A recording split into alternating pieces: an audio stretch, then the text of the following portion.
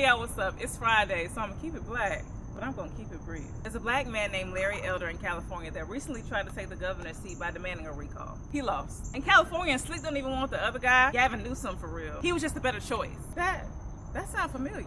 And like somebody we know. Larry was talking about they over there cheating. It's about to be some shenanigans. What about election integrity? As if we were in Defiance, Ohio, and this were Shondaland. And then of course Trump chimed in to support this baseless idea that the election was rigged. Boy, sit down. You just mad because ain't nobody checking for you no more. No, but somebody please check for him because I heard he was about to start a war in China as a whole civilian. And the idea truly is baseless because don't nobody in California like him, except the people who thought that America was ever great at some point. This is a man who was on record saying that he would like to have had George Zimmerman as one of his neighbors. That people who owned enslaved people should get reparations, and that there is some anti-white prejudice currently going on in classrooms. And beyond all these horrific things that I just mentioned, he's an advocate for President Trump, obviously, was a proponent of the birth lie that Obama was not a natural-born citizen, denies the existence of anti-black systemic injustices, and on top of all that, in 2008, he published a book, please, called Stupid Black Men. The issue is that there are Larry Elders everywhere, and these types of people are what many, and I myself at one point would have called an Uncle Tom or an Uncle Candace.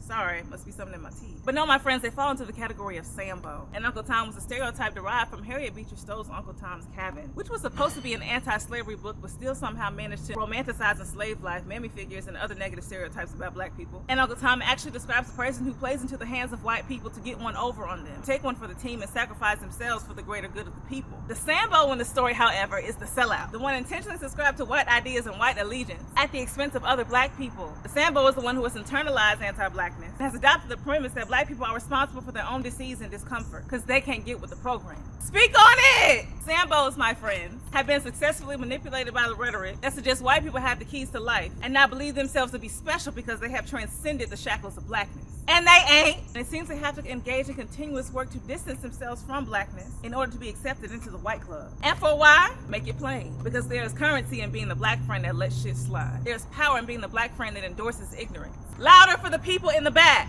Let me tell you something. There for damn sure ain't no safety net in betraying your set for the ops.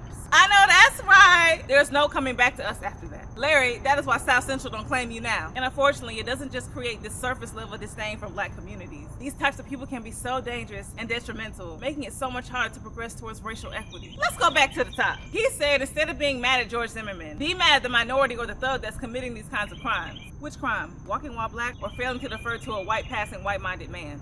So you're saying black people should take it upon themselves, change the presentation of their culture, so weak-minded white people with curated imaginations won't harm them. Plantation owners should get reparations. The dictionary definition of reparations, see, this is how I know y'all don't read. The definition is repayment for a wrong done. First of all, slavery was the wrong thing, but by paying back enslavers, you are sending the message that actually freeing enslaved people was wrong and are bad for saying otherwise. Do you know how many black people across the diaspora you just disrespected with that statement? Do you know why Haiti can't get a break? Because when they successfully beat back the French off their shores and won their independence, they were forced to pay France reparations so they wouldn't come back. France refused to recognize Haitian independence until 1825, 21 full years after the Haitian Revolution, until Haiti agreed to pay the equivalent of 21 billion US dollars today. And then, just to stay friends with the French, Thomas Jefferson placed an embargo on Haiti from 1806 to 1808, refusing to allow them to make any money. And the US refused to recognize its independence until 1862. So for almost 60 years of inability to generate income and get any stake in this world, they remain poor because somebody made them pay an exorbitant amount of money for their freedom. And you dare trivialize the greatest human injustice, displacement, genocide in modern history for the currency of white space, for a seat in office? Child, he probably had too much mayonnaise. You seen Undercover Brother?